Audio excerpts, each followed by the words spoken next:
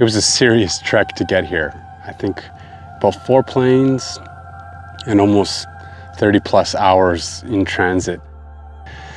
From Edmonton to Vancouver, Vancouver to Taipei, Taipei to Bali, and Bali to Labuan Bajo. And it knocks you out. It takes a lot out of you, but once you get here, it's an incredible place. Indonesia is full of over 13,000 islands, and it's nearly impossible to see all of it, but you know, one of the best ways to see some of the more remote areas is to go on a liveaboard and scuba dive. Liv and I did 18 dives in total, and it was absolutely incredible to see each square meter of the ocean has its own ecosystem. And you know, as you pan out and you look, all of these little separate ecosystems combine to one super organism. It really makes you appreciate the fragility and beauty of under the water.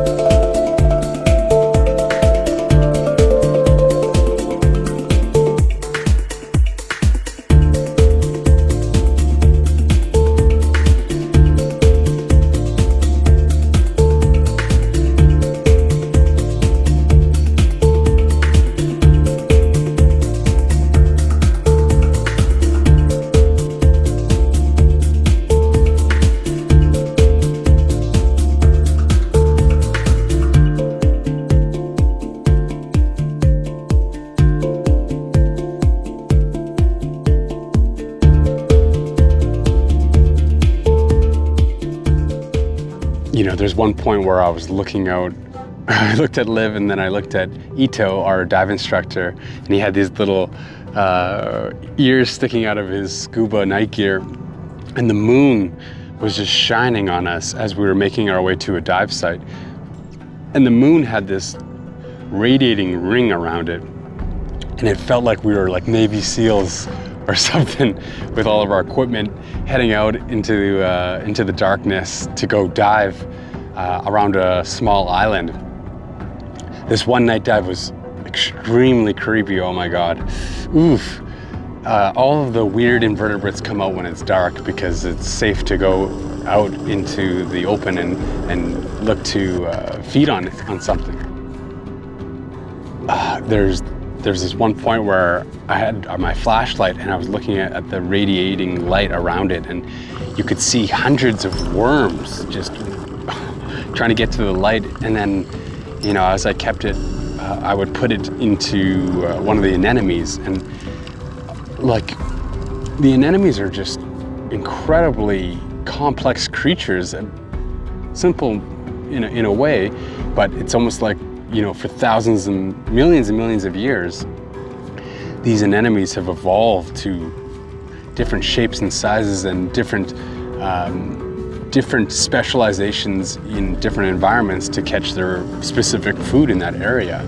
And as I was feeding this one anemone with hundreds of arms, it was grabbing all of the worms from the flashlight, and I'm just sitting at the bottom of the ocean observing this. And it's just overwhelming how kind of weird it is. And you know, Liv and Ito were looking over under the rocks for an octopus, and I couldn't get my mind off these worms. There was these big, chunky, erratic moving worms that were moving towards the flashlight, and I would take the flashlight away and they were still moving towards my face. Once we got out of the water, I was like, okay, I love scuba diving, but night dives, whoo, I could give it a miss next time. But it was still incredible. I mean,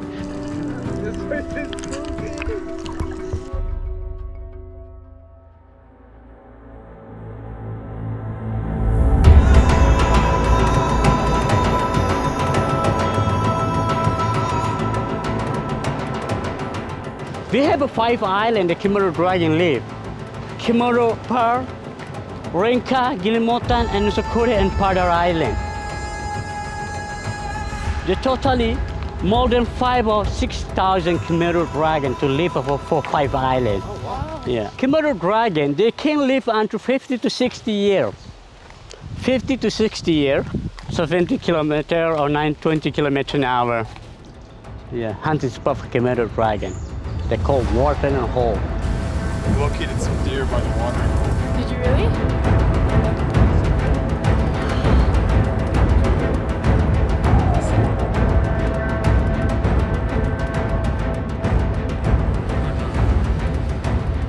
Oh my God, he's coming, my friend. He's coming. Oh, okay. That's very lucky you today. Don't worry. He smell you blood.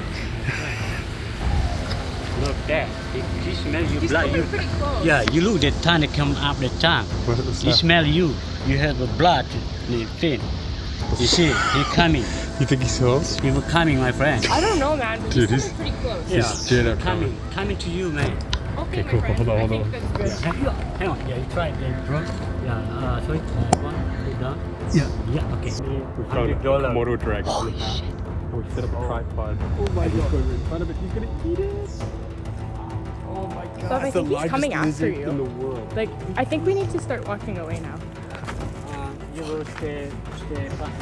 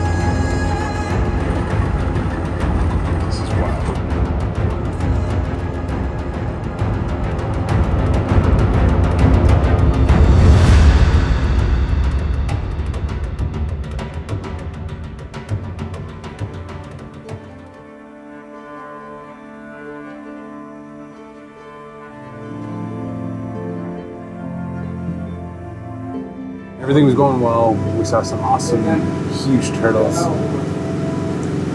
And all of a sudden I heard beeping in the housing. And beeping only happens when there's some moisture triggering the sensor inside the housing. So when I looked at the front and there was already pooling where the lens was. And you can't just go to the surface because you'll just get decompression sickness because there's much nitrogen in your body when you go deeper down. So you have to wait at a certain depth for a certain time depending on how deep you've gone for. And so as we were waiting for about 2 minutes before we rose to get the camera out because it was flooding, I'm watching my watch and it says I have to stay there for 2 minutes while the water is filling up the housing. Oh man. And we hadn't seen any mantas yet. We were about 30 minutes into the dive. So we surfaced. I gave the guy my camera and took it out of the chamber and tried to take out as much water as possible. When I opened up the housing for the camera, a whole bunch of water came out. But I was hoping that if I took out the battery and I leaned the camera forward, maybe there wasn't any water in the body. So the lens definitely has some water in it. And maybe it's salvageable once we can open it up and clean it professionally, but inspected the body and it doesn't look like there's any water in there. So fingers crossed we can salvage the body and maybe we can salvage the lens as well. We still had about 70 bar left and we hadn't seen any manta rays. That was the whole point of the dive. So Liv and Ito, our dive instructor, came up and we were all looking at each other and I said, let's go down again. I want to see if we can see something and make the whole thing worth it. Okay. So we descended and we saw a huge great barracuda, which was amazing. It was probably the largest barracuda I've ever seen. Large turtles and at a moment I was just trying to release my attachment to that camera and not think about it and just enjoy the amazing environment down below. And I grabbed Olivia's hand and we were just enjoying watching this turtle eat this coral. I looked at how much bar I had. I only had about 30 bar left. And Ito he looked at us and he looked at me and he said, "Where are the mantas? Where are the mantas?" And I said, I thought he was saying there's a manta. So I said, "Where?" And he goes, "Manta, where are you?" And sure enough, this amazing, huge manta came in from the distance. And it was just flapping its wings. And it came closer and closer to us. But it was the widest animal I think I've ever seen in my life. I would say it was close to, oh my God, maybe 12 to 14 feet wide, maybe more. Ito was just putting his hands up and he was just so pumped to see this creature appear out of nowhere. It was like he was an underwater shaman summoning this huge creature. And this was like maybe the last minute of our diving, out of an hour dive. It was the last minute that this thing appeared. And then just like that, it was gone in less than 20 seconds. But what a majestic creature that thing was. It made the whole experience worth it. I was just grateful because it's almost like we let go of any expectations, and sure enough, something beautiful like that happened. And it was unforgettable.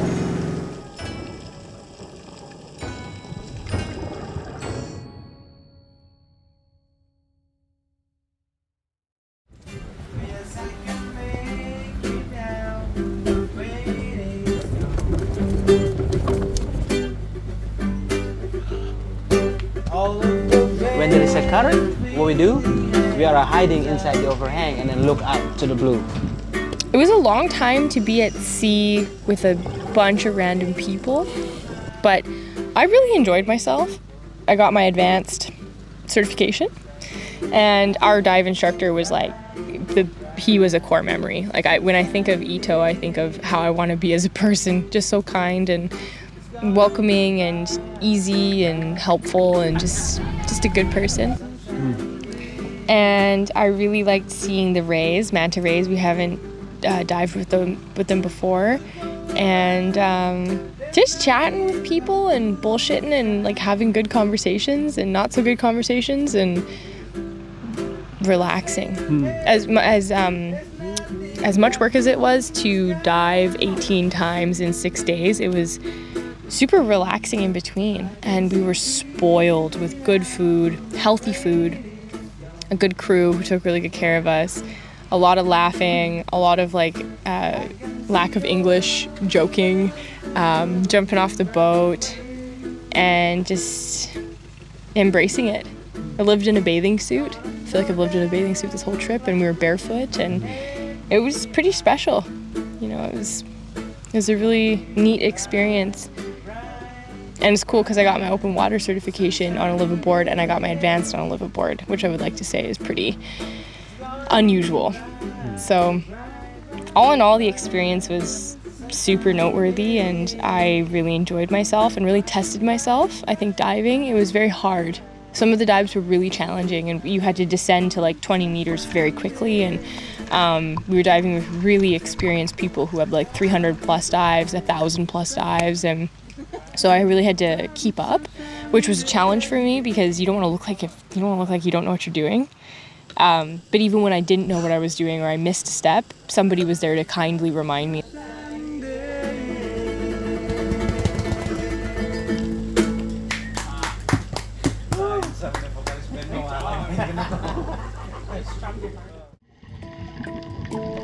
It feels like the marine life is comfortable, and it's diverse, and it's an eclectic mix of everything. You get sharks, you get manta rays, you get weird, I don't even know some of the names of the things that I saw. The coral, oh my God, I was so impressed by the coral. It's so alive. That's how I can creatively describe it. It's not actually creative at all, it's super straightforward, but everything is so alive, and I don't know if it was the BBC behind the scenes that we watched before we got here, but I think I have a deeper appreciation for what's underneath the surface of the ocean and how everything lives together. Like it's such a diverse ecosystem. But if you haven't been scuba diving before and you come to Indonesia, you're going to be pleasantly surprised by how warm the water is and how meditative the experience is at any time of day. Yeah, diving in Indonesia was really eye-opening for me. It made me really care a lot more about how we affect marine life. I never really thought that way before. I was like, this is a fun sport activity. But it's a lot more than that.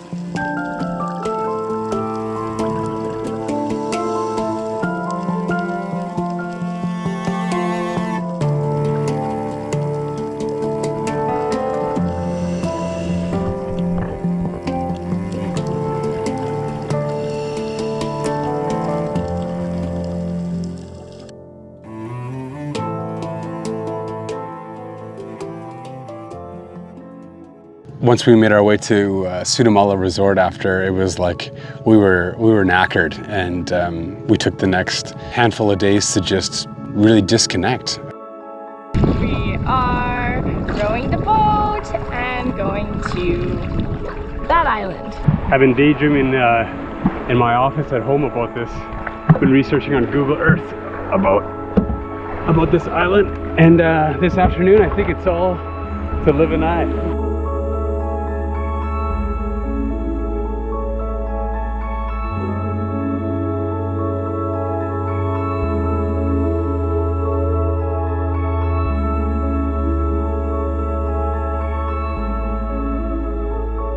Look!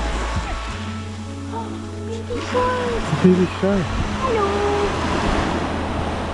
I'm just growing. I'm not big yet. I'm Wow. just didn't even have to go in the water this year. The coral outside the resort was phenomenal.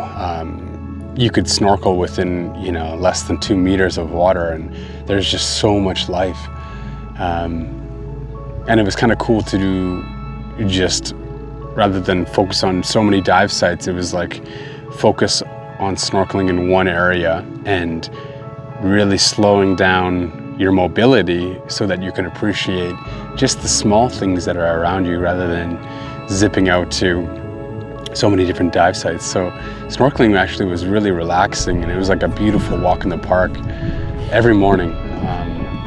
Just extremely grateful to be here.